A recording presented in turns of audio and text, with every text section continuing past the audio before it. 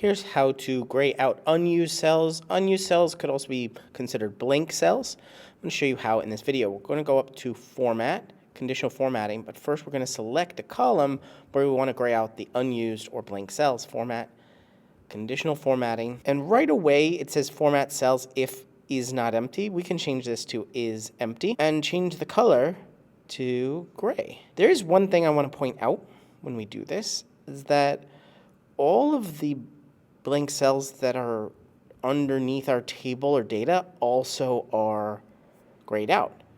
So there is another sort of way to do this. Let's go to Custom Formula Is, and we're going to select a custom formula. We're in the D column, so we're going to say is blank D1.